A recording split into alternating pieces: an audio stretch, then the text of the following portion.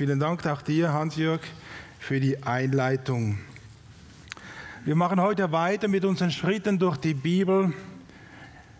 1. Korinther, Kapitel 13.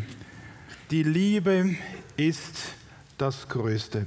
Lass uns noch einmal stille werden und beten. Herr Jesus, danke dafür, dass du jetzt selber dich groß machst, dass du dich verherrlichst, dass du uns dein Wort aufschließest, dass du uns Klarheit der Gedanken und Worte schenkst und dass wir verstehen, was du meinst. Danke aus tiefstem Herzen. Amen. Nun, der Apostel Paulus, er beginnt eines der schönsten Kapitel der Bibel mit einigen Sätzen in der Möglichkeitsform. Habt ihr das gemerkt, als der Hans-Jörg das gelesen hat? Und er fängt hier an, im Grunde genommen, mit Vers 31 von Kapitel 12. Also wenn Sie eine Bibel mit dabei haben, können Sie das gerne aufschlagen. Da fängt der Paulus an und er sagt, und einen Weg noch weit darüber hinaus möchte ich euch zeigen. Und dann fängt er an und sagt, und eben diese Möglichkeitsform, wenn ich mit Menschen und Engeln Zungen redete und ich hätte die Liebe nicht, so wäre ich ein tönendes Erz oder eine klingende Schelle.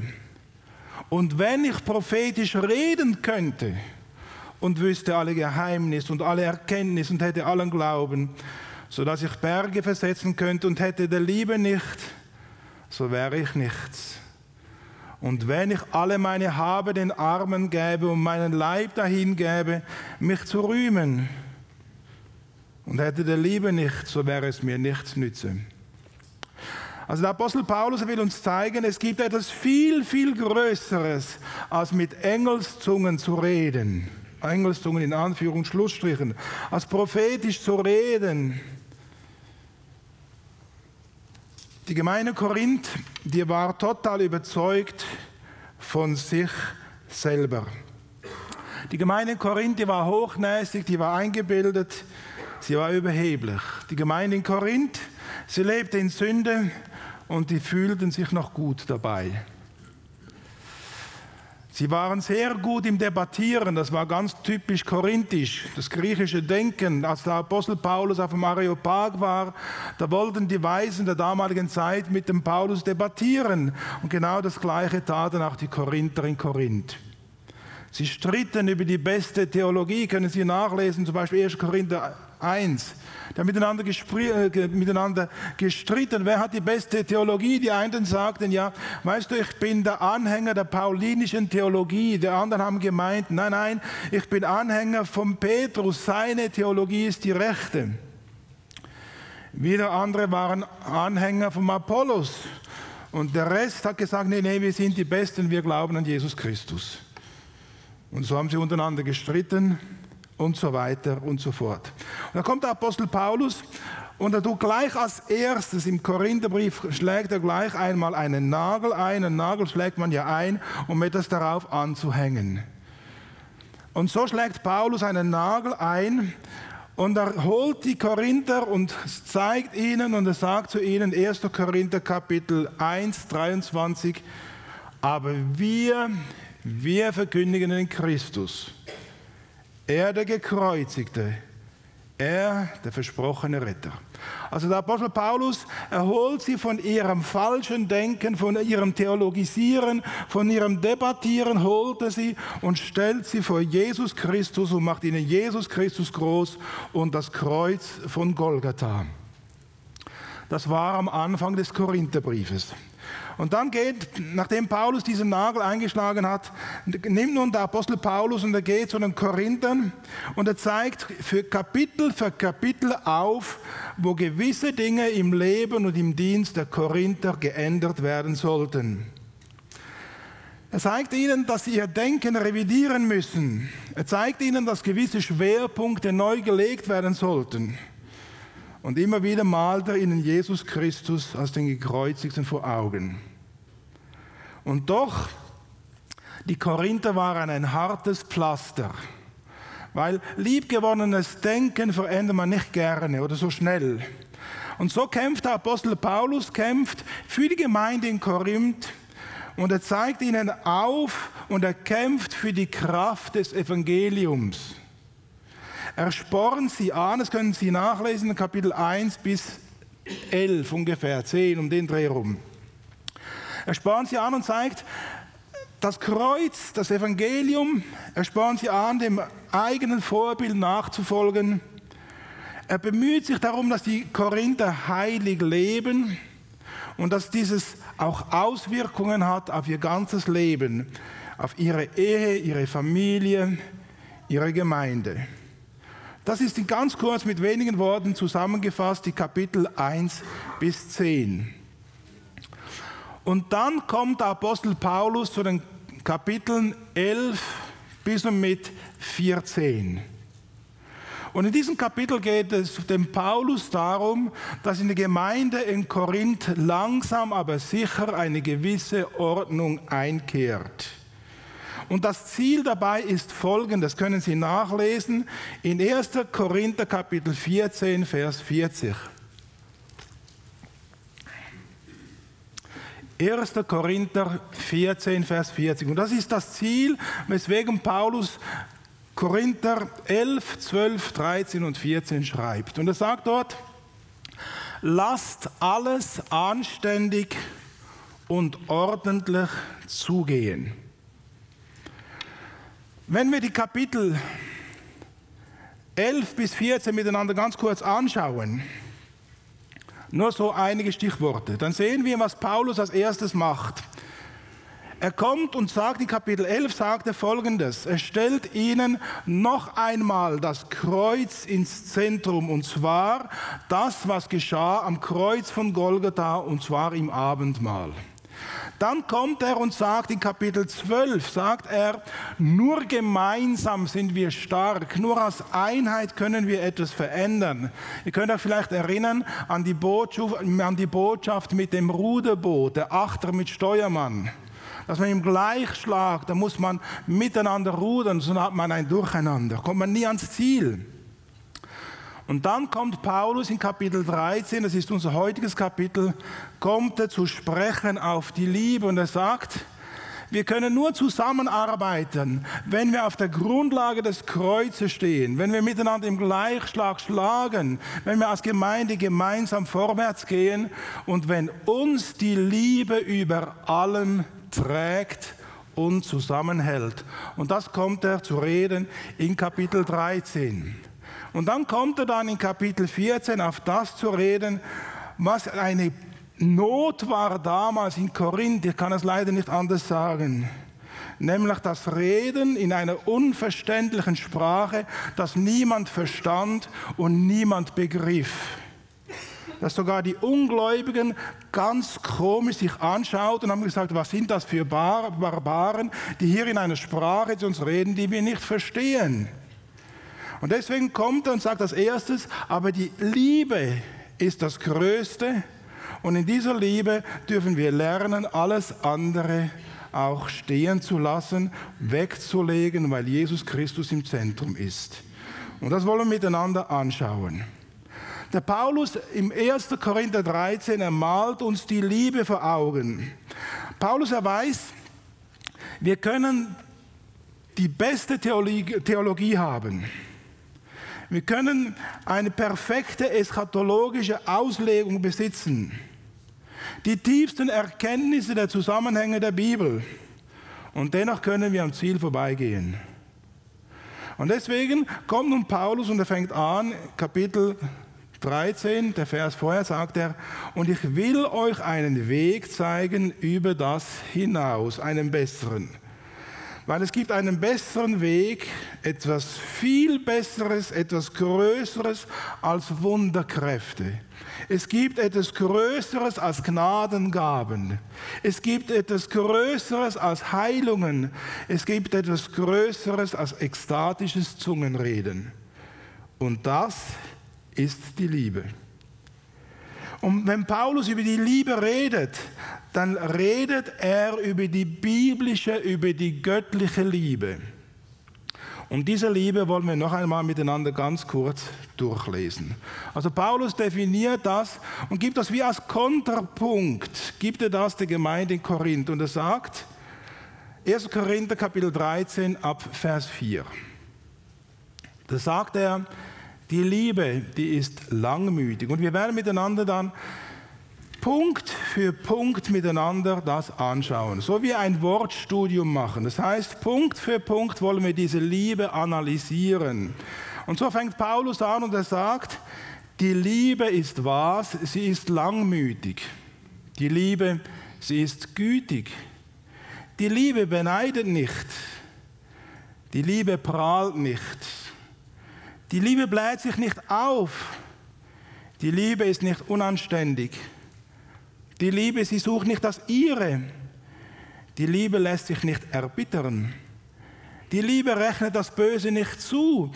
Die Liebe freut sich nicht an der Ungerechtigkeit. Die Liebe freut sich aber an der Wahrheit. Ja, die Liebe erträgt alles. Die Liebe glaubt alles. Sie hofft alles. Die Liebe erduldet alles. Ja, die Liebe, sie hört niemals auf. Bis soweit Gottes Wort. Und nun wollen wir miteinander anschauen und wir wollen miteinander Punkt für Punkt miteinander durchgehen. Die Korinther noch einmal, sie waren so überzeugt von sich selber. Die Korinther redeten in Sprachen, die sie selber nicht verstanden. Sie hatten ein Durcheinander, betrunken beim Abendmahl, lebten in Sünde und niemand hat sich darum gekümmert. Sie gingen miteinander vor Gericht, sie stritten. Was für eine perfekte Gemeinde. Und nun kommt Paulus und legt ihnen etwas vor, nämlich die Liebe. Und die Liebe ist niemand anders als Jesus Christus selber. Das heißt, der Apostel Paulus stellt ihnen, den Korinthern, noch einmal ganz neu Jesus Christus vor Augen. Was nützt es, wenn du alles kannst, wenn du prophezeien kannst, wenn du weissagen kannst, wenn du Zungen reden kannst, was nützt es dir, wenn du Jesus Christus, wenn du die Liebe nicht hast? Und so wollen wir miteinander anschauen, was Liebe ist. Also nur ganz kurz einige Stichworte. Und ich werde immer zu jedem Stichwort versuchen, etwas zu sagen.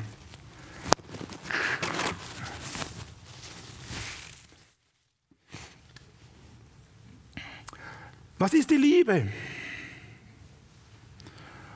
Immer oben durch das Stichwort Liebe ist, und hier steht es in der Bibel drin, ich habe es immer gerade rübergenommen, es ist, glaube ich, Luther oder Elberfelder Text. Die Liebe ist langmütig. Und wenn wir die Liebe etwas nachschauen, was Langmut bedeutet, könnt ihr im Lexikon nachschlagen. Das ist geduldig. Es hemmt den Zorn, bewahrt Frieden, hat einen langen Atem. Habt ihr einen langen Atem? Wisst ihr, was ein langer Atem ist? Auf Zürichdeutsch heißt es Schnufer halt, oder? Das ist ein langer Atem. Ja, kennt ihr das Apnoe-Tauchen? Schon mal gehört? Da gibt es ein statisches Apnoe-Tauchen. Es gibt solche, die gehen mit einem Gewicht ganz tief runter, ohne Sauerstoff und kommen wieder hoch.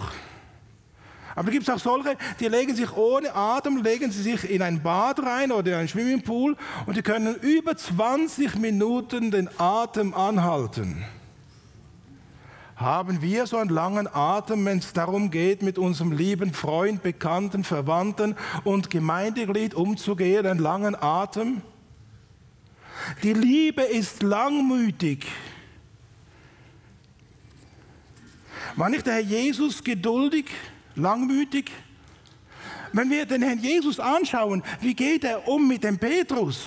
Ich hätte den schon längst auf den Mond geschossen.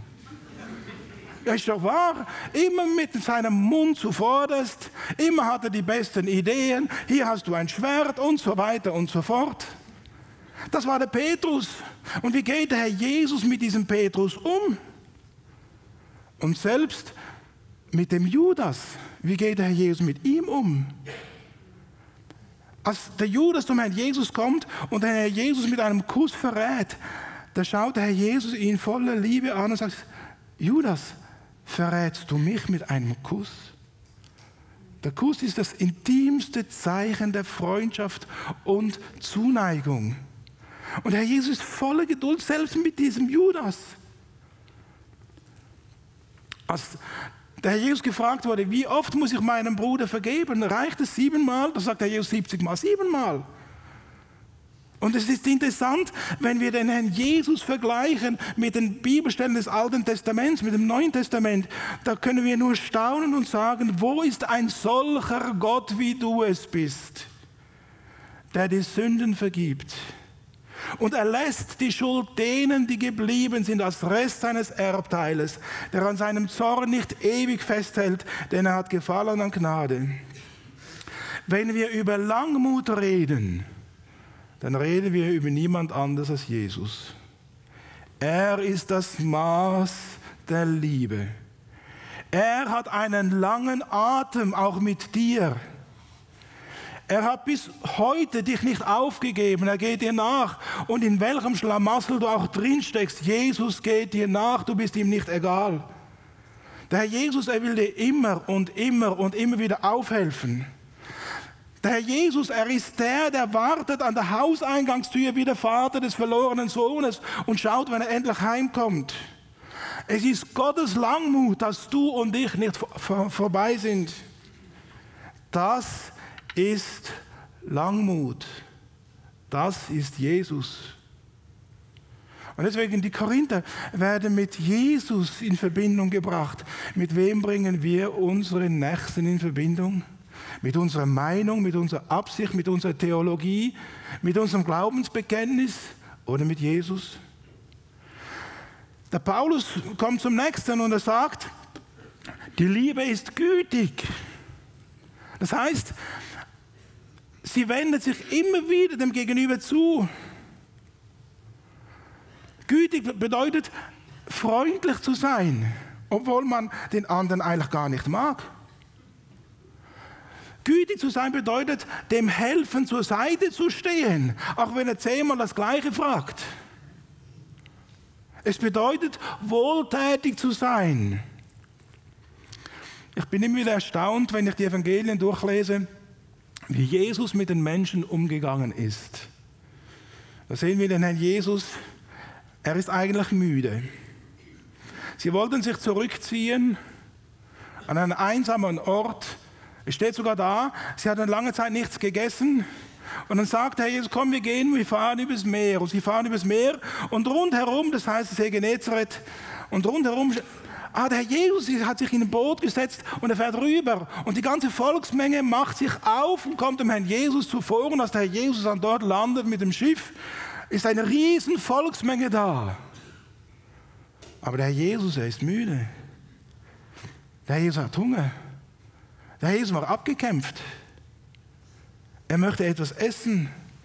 Er wollte mit seinen Jüngern ein wenig alleine sein.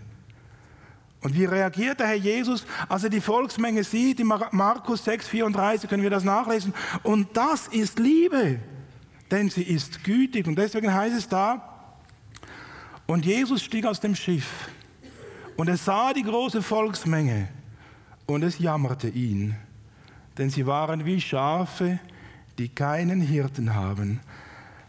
Den allmächtigen Gott, es jammert ihn. Er geht auf die Menschen ein. Er nimmt sich ihrer Sorge, ihrer Probleme, ihrer Nöte an. Er sieht ihre Herzen, er sieht ihre Sehnsucht, er sieht ihren Hunger und er speist die 5000 Männer und Frauen, also Frauen und Kinder gar nicht eingerechnet. Und interessant, er speist sie, obwohl er selber hungrig ist. Das ist Güte, bewegt von der Liebe Gottes. Und so kommt der Paulus als nächstes und er stellt den Korinthern als nächstes Folgendes vor Augen und er sagt, die Liebe, sie eifert sich nicht, ereifert sich nicht. Das heißt, die Liebe unterstellt dem anderen keine bösen Absichten. Ich habe es doch immer gesagt.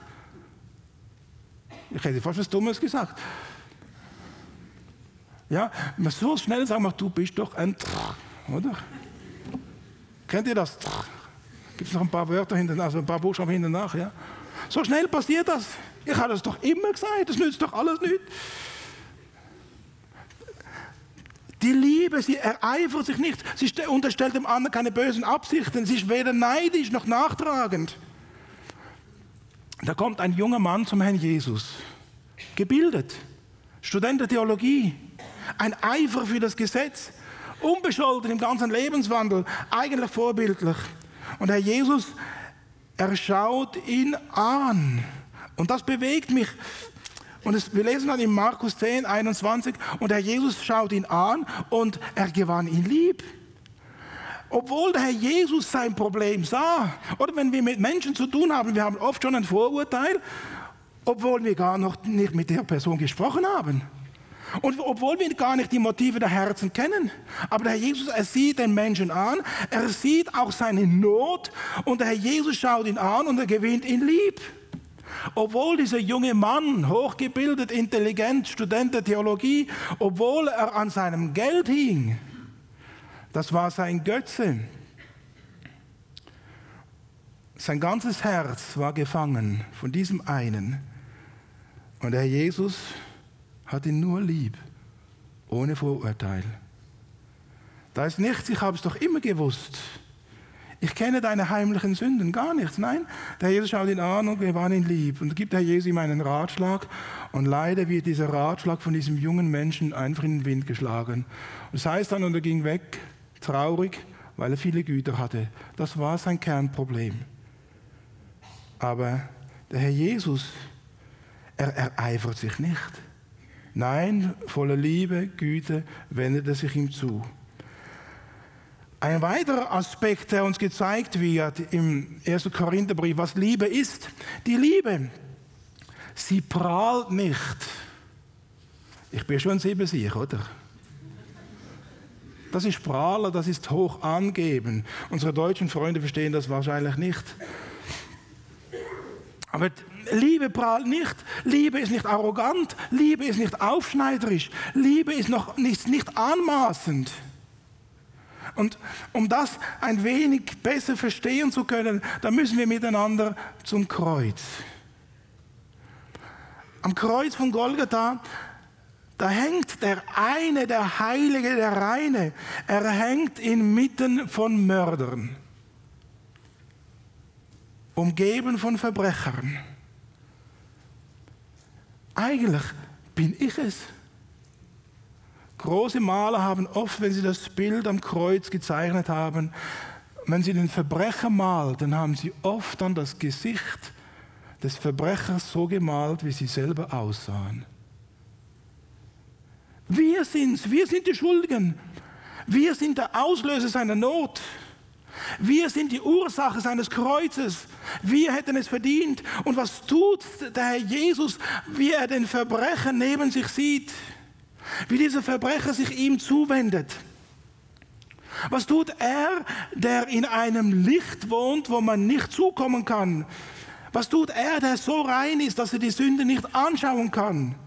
Was tut er, der von Engeln umgeben ist und die so überwältigt sind von dieser Persönlichkeit, von Gott selber, dass sie nicht anders können, als heilig und heilig zu rufen? Was tut er? Er wendet sich dem Sünder zu. Voll Liebe sagte zu dem Mörder am Kreuz: Ich sage dir, heute noch wirst du mit mir im Paradiese sein. Liebe muss nicht prahlen. Nein, Liebe ist voller Mitgefühl, voller Mitleid, voller Barmherzigkeit. Und deswegen hängt die Liebe am Kreuz. Es ist Jesus in Person. Paulus geht weiter und er sagt das nächste, sagt er dann: Und die Liebe, sie bläht sich nicht auf. Die Liebe begegnet dem anderen immer auf Augenhöhe. Und deswegen ist es auch gut, gerade auch in der Kindererziehung zum Beispiel, wenn wir nicht von oben herab, sondern auf Augenhöhe mit den Kindern oft reden. Wir haben uns oft auch niedergekniet und unseren Kindern gesagt: Schau einmal, das ist so, dann begegnen wir uns auf Augenhöhe. Die Liebe bläht sich nicht auf, fühlt sich nicht besser. Die Liebe ist ohne Stolz. Die Liebe ist ohne Selbstgefälligkeit. Und das sehen wir am Brunnen der Samariterin. Diese Frau, vom Leben gezeichnet. Und das bewegt mich auch immer wieder so tief, wenn ich diese Geschichte lese, wie der Herr Jesus, wie der Schöpfer aller Dinge, wie er dieser Frau begegnet. Und zwar auf Augenhöhe. Er setzt sich an den Brunnen Und damit ist er auf gleichen Augenhöhe wie diese Frau, die sich bücken muss, um Wasser zu holen. Er setzt sich zu der ausgestoßen ist, zu der Verachteten, zu der Missbrauchten, zu der Enttäuschten. Zu dieser Frau setzt sich der Herr Jesus, zu dieser einsamen Frau ohne Hoffnung und Zukunft. Liebe bläht sich nicht auf. Nein, die Liebe nimmt sich Zeit. Sie hört zu. Sie nimmt Anteil an dem Ergehen, leidet innerlich mit, hat ein freundliches Wort und freundliche Blicke, gibt ihr Hoffnung, schenkt ihr Vergebung, ja, ewiges Leben.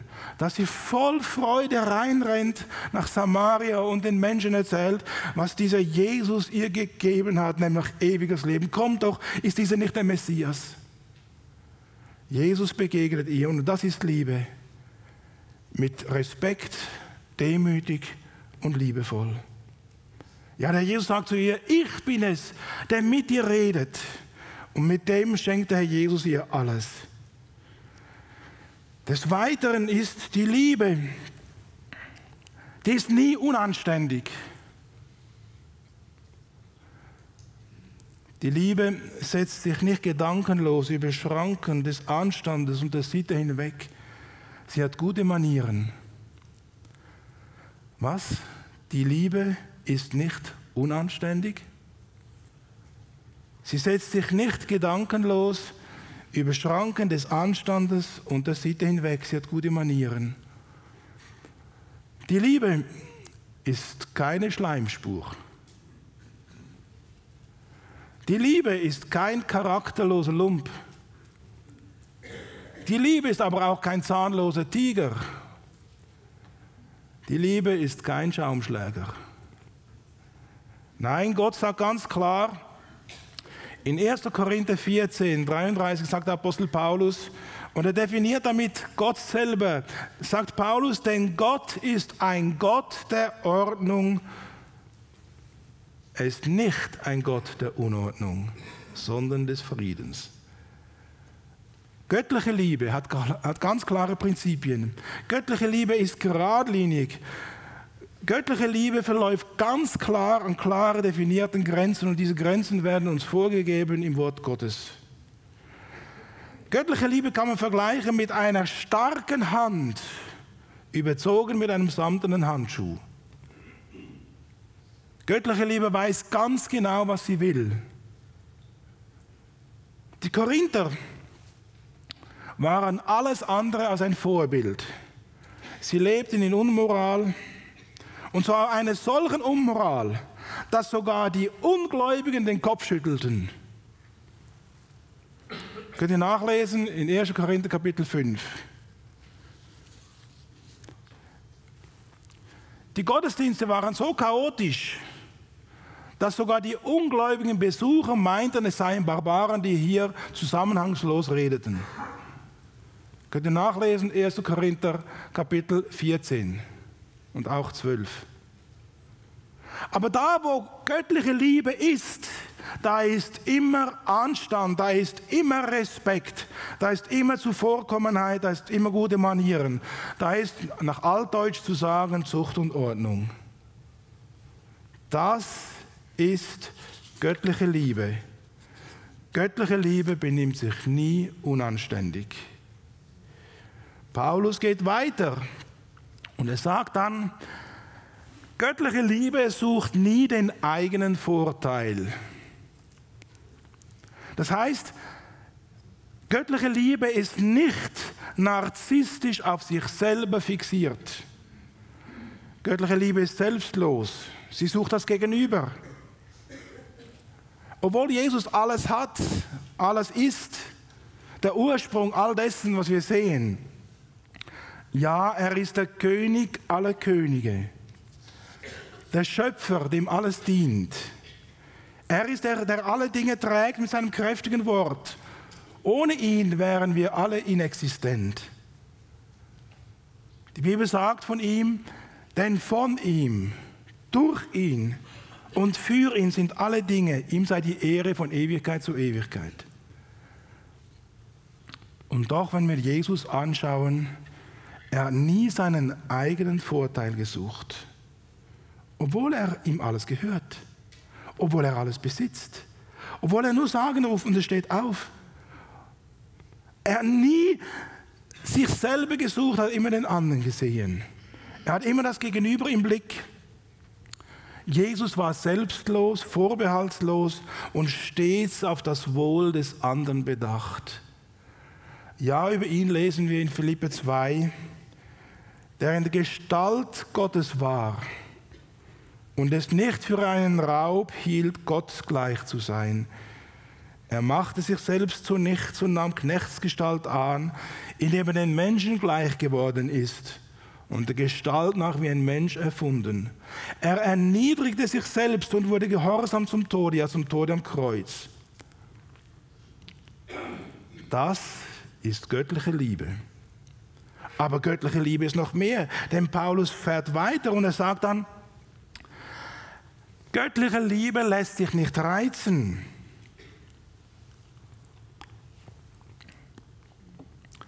Göttliche Liebe vergilt nie Böses mit Bösem, ist weder aufbrausend, noch jähzornig, noch voller Bitterkeit.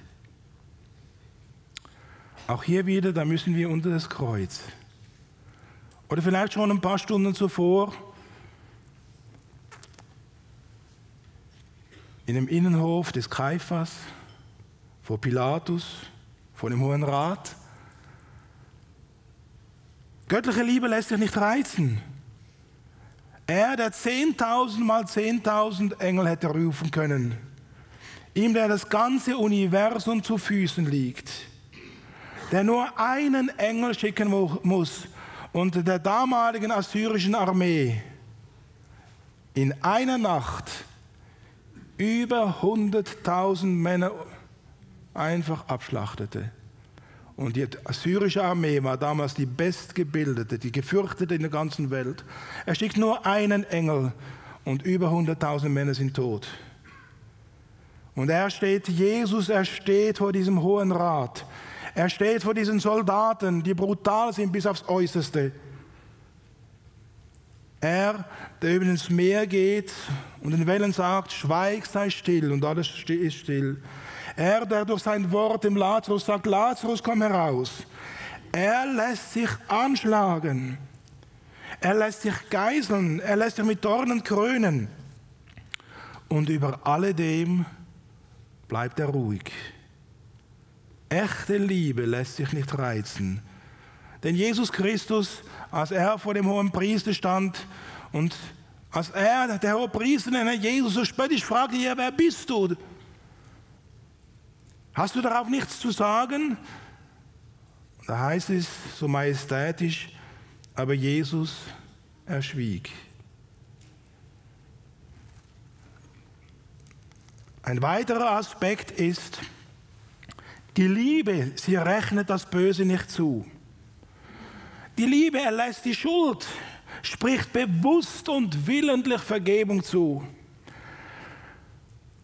Obwohl Jesus im Recht war, obwohl er keine Sünde getan hatte, obwohl er zu Unrecht geschlagen wurde, fälschlicherweise angeklagt und gerichtet, verurteilt und ans Kreuz genagelt.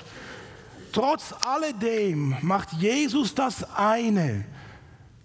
Wir lesen in Lukas 23, 34, wo der Jesus sagt, Vater, vergib ihnen, denn sie wissen nicht, was sie tun. Das ist Liebe. Sie rechnet das Böse nicht zu. Und ich möchte Sie fragen, das bewegt mich immer und immer wieder, weil ich das immer wieder feststelle, wenn ich in Gespräch mit Menschen sind, die ihren Eltern, ihren Lebensumständen, ihrer Vergangenheit, Menschen, die an ihnen schuldig geworden sind, noch keine Vergebung zugesprochen haben. Solange sie das nicht tun, werden sie innerlich nie richtig frei. Der Jesus sagt ganz klar in Matthäus 6, Vers 12, und vergib uns unsere Schuld. Also, das ist ein Gebet zum Herrn, und vergib uns unsere Schuld, wie auch wir vergeben unseren Schuldigern. Können wir wirklich Vergebung zusprechen? Und wenn wir es nicht können, dann sollen wir es dennoch tun, ganz bewusst im Gehorsam gegenüber Gottes Wort. Und vergib uns unsere Schuld, wie auch wir vergeben unseren Schuldigen. Wenn du das nicht tust, wirst du immer eine Last mittragen. Ein weiterer Aspekt. Die Liebe, sie freut sich nie über das Unrecht. Die Korinther, denen war das egal. Denen war es egal, dass in ihrer Reihe einer saß, der mit seiner eigenen Schwiegermutter sexuellen Verkehr hatte. Das war denen egal. Für die ungläubigen Korinther war das ein No-Ding. Und für die Gläubigen sollte es noch viel mehr ein No-Go sein. Aber ihnen war es egal. Und so muss Paulus ihnen einen Aspekt der Liebe vor Augen malen, nämlich, dass sich Liebe nie über Unrecht freut. Liebe hat nie ein Ja zu sündigem Verhalten. Liebe verniedlicht nie die Sünde. Liebe ist kein zahnloser Tiger. Liebe ist immer konsequent. Liebe ist immer klar, deutlich und unmissverständlich. Liebe weist uns auf die Folgen der Sünde hin. Denn Liebe in seiner schlussendlichen Konsequenz bedeutet nämlich das Kreuz von Golgatha. Es ist der einzige Ausweg, den Gott gesehen hat vor grundlegender Welt für unser Sündenproblem. Und dieses Sündenproblem wurde gekreuzigt am Kreuz von Golgatha in Jesus Christus. Aber es ist die Konsequenz der Liebe, weil Liebe sich nie freut über die Ungerechtigkeit. Man kann dieses bejahen, man kann es annehmen oder man kann es aber auch ablehnen. Aber die Entscheidung, die treffen wir. Die Entscheidung treffen wir, sagen wir Ja zu dem Ausweg Gottes vom Kreuz von Golgatha oder wollen wir das nicht wahrhaben? Entweder ewiges Heil durch das, was Jesus getan hat, oder ewige Verlorenheit. Und genau das war das Problem der Schriftgelehrten. Die Schriftgelehrten, äußerlich gaben sie sich so super fromm. Äußerlich waren die perfekt. Äußerlich, ich glaube, die kannten das ganze Alte Testament, Auslegung und den Talmud und so weiter und so fort. Die kannten das auswendig, die waren geschult von Kindesbeinen auf. Aber innerlich, sagt der Herr Jesus, waren sie voller Sünde, Raub und Unenthaltsamkeit, weil sie sich der Liebe nicht bewusst waren, die sich nie über das Unrecht freut. Die Liebe freut sich viel mehr, sie freut sich viel mehr über die Wahrheit. Die Liebe weist die Sünde und die Ungerechtigkeit ganz bewusst ab. Sie sagt Nein zu der Sünde. Und sie freut sich, wenn Menschen nach Gottes Wort fragen. Es ist bewegend zu sehen, was wir lesen in Lukas 10, 21. Da sehen wir, wie der Herr Jesus jubelt. Und das ist die Freude über dem, dass die Wahrheit siegt. Es ist die Freude über dem, dass da Menschen sind, die mit dem Herrn Jesus unterwegs sind. Es ist die Freude über dem, dass da Menschen sind, die nach Gott fragen und die sich sehnen nach der Ewigkeit. Und deswegen lesen wir in Lukas 10, 21, in dieser Stunde jubelte Jesus im Geist und er sprach: Ich preise dich, Vater, Herr des Himmels und der Erde, dass du dies vor Weisen und Verständigen verborgen hast und hast es Unmündigen offenbart. Ja, Vater, denn so war es wohlgefällig vor dir. Und wir, freuen wir uns über die Wahrheit? Sehnen wir uns noch nach Gottes Heiligkeit? Danach, dass auch sein Reich bald kommt, wenn wir so durch unsere Straßen gehen, ich bin manchmal erschüttert. In unserem Urlaub haben wir Menschen getroffen, es war ein großes Festival mit Feuerwerk und ich war so erschüttert. Eine Menschheit ohne Gott. Ich habe unseren Sohn gefragt: Du, Marco, wenn du diesen Menschen, wir waren in Kanada, haben wir gefragt, er wohnt dort, du Marco, wenn du den Menschen etwas von Jesus sagst, wie reagieren sie? Er hat gesagt, weißt du, die sagen nur, it's good for you, ist gut für dich. Aber lass mich mit dem Schmarrn in Ruhe. Und diese Menschen, sie sind auf dem Weg in die ewige Verlorenheit. Sie fragen nicht nach Gott, von oben bis unten tätowiert. Es ist zwar verboten, in der Öffentlichkeit zu trinken, aber tätowiert und in Sünde leben sie. Die Liebe, sie freut sich über die Wahrheit. Sehnen wir uns danach, dass Gottes Heil doch bald kommt, dass seine Erlösung und sein Heil offenbar wird? Rufen wir noch Maranatha, Jesus, komm.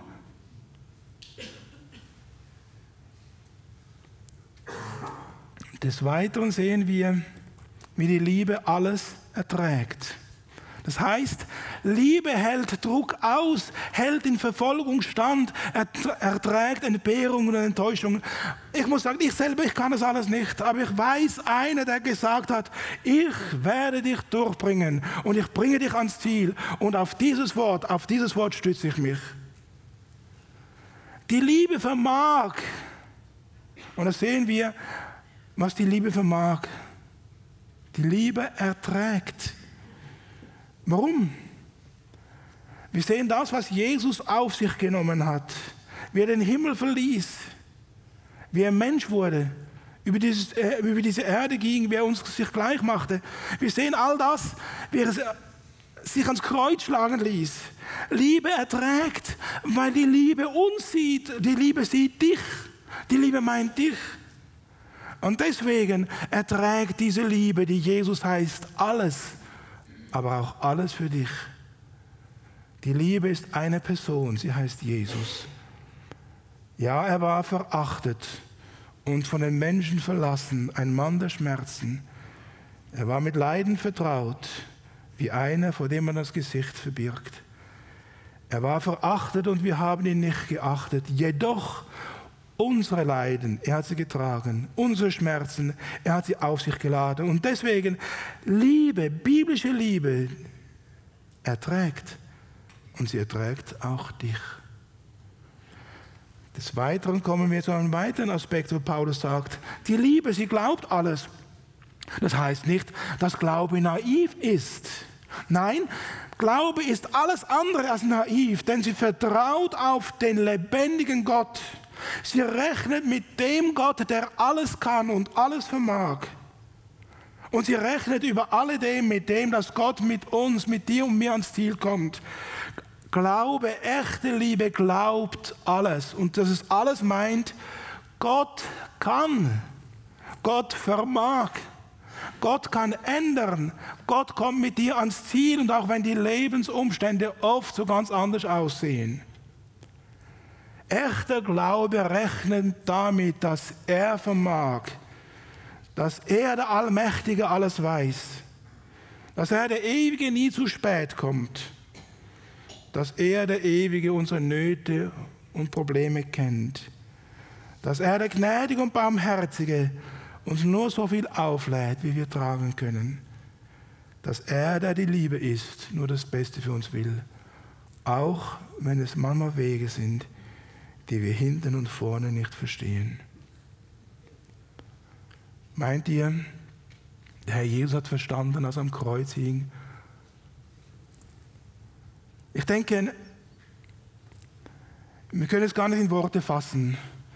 Aber in Lukas 23, da lesen wir, wie der Schmerzensschrei des Herrn Jesus, er rief mit lauter Stimme und er sprach, Vater, in deine Hände übergebe ich meinen Geist. Und als er dies gesagt hatte, verschied er. Er, der Ewige, der nicht sterben kann, er stirbt. Er, der ewige Gott, der keine Trennung von seinem Vater kennt, wird wegen der Sünde von seinem Vater geschieden. Verstehen? Ich kann es nicht. Aber Liebe, sie glaubt alles. Dass Gott ans Ziel kommt und dass Gott einen Ausweg hat. Da kommt Paulus und er sagt als nächstes, und die Liebe, sie hofft alles. Die Liebe hofft darauf, dass Gott Dinge, Umstände und Situationen ändern kann. Und vor allen Dingen hofft die Liebe auf die Auferstehung des Leibes.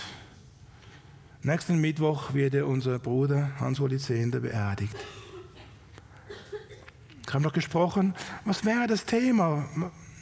Und es wurde gesagt, 1. Korinther 15.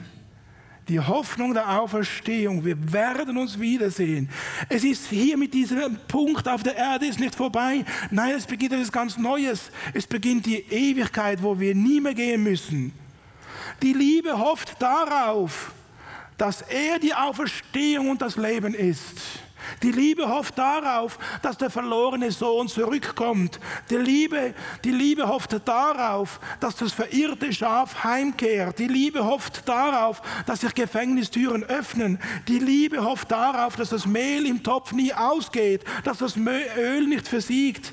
Die Liebe hofft darauf, dass Gott eingreift und Situationen und Lebensumstände ändert. Das ist die Liebe und diese hofft, denn sie rechnet mit der Auferstehung, sie rechnet mit der Zusage des lebendigen Gottes. Sie rechnet damit, dass wir eine Zukunft haben, eine Zukunft in seinem Licht. Wir werden uns wiedersehen. Denn Jesus Christus, er sagt, ich bin die Auferstehung und das Leben, wer an mich glaubt, der wird leben, auch wenn er gestorben ist. Der nächste Punkt, da sagt der Apostel Paulus, die Liebe, sie erduldet alles. Das heißt, die Liebe, sie hält in Anfechtung stand. Die Liebe bleibt in Widrigkeiten fest.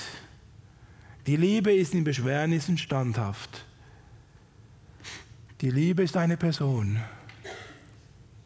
Sie heißt Jesus.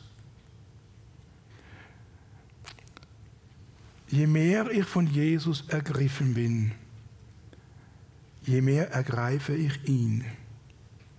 Und je mehr ich von ihm ergriffen bin, ihn ergreife, umso mehr bin ich auch bereit, Jesus, danke, dass du mich Wege führst, die ich nicht verstehe, aber ich weiß, du hast Gedanken des Friedens über mir und nicht des Leides. Sind wir so von Jesus erfasst? Sind wir so von Jesus durchdrungen? Sind wir so, auch wenn es komisch tönt, sind wir so von Jesus begeistert, und zwar begeistert in dem Sinne, nicht emotional, das darf auch sein, aber ergriffen, weil uns das Wort Gottes so groß wird, weil wir uns Jesus erkennen können, weil wir sehen, wie er ist, wie er liebt, wie er gewandelt hat, was für Gedanken er hat, was für Absichten und so weiter. Sind wir so von Jesus durchdrungen? Machen wir es so, wie es im Hebräer Kapitel 12, Vers 2 heißt, und aufsehen auf Jesus, den Anfänger und Vollender des Glaubens. Schauen wir auf zu ihm, obwohl er hätte Freude haben können, erduldete er das Kreuz und er achtete die Schande gering und hat sich gesetzt zur Rechten des Thrones Gottes. Wenn wir auf Jesus schauen, dann dürfen wir festbleiben. Da sind wir standhaft und sicher. Nicht, weil wir auf ihn schauen, sondern weil er uns festhält. Im Psalm 16, Vers 8, da heißt es, ich habe den Herrn alle Zeit vor Augen, weil er mir zur Rechten ist, werde ich nicht wanken.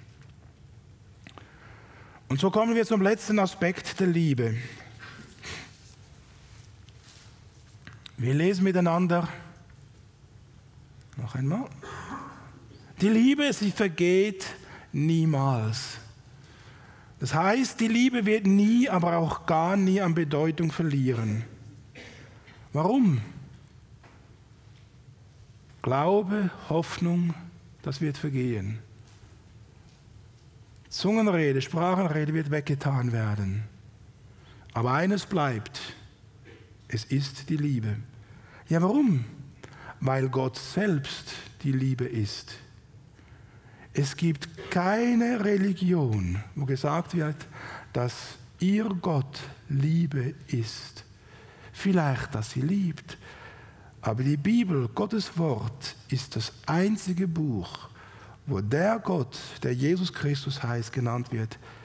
Gott ist die Liebe. Er liebt. Und deswegen, diese Liebe wird nie untergehen. Deswegen kann Paulus sagen, die Liebe geht niemals, vergeht niemals. Und deswegen kann auch der Johannes sagen, im 1. Johannes 4, Vers 16, und wir haben erkannt und geglaubt, die Liebe, die Gott zu uns hat. Denn Gott ist Liebe. Und wer in der Liebe bleibt, der bleibt in Gott und Gott in ihm. Bleiben wir in ihm? Sind wir so mit ihm verbunden? Und deswegen, Paulus erfordert die Korinther auf und sagt, alles wird vergehen, aber eines bleibt.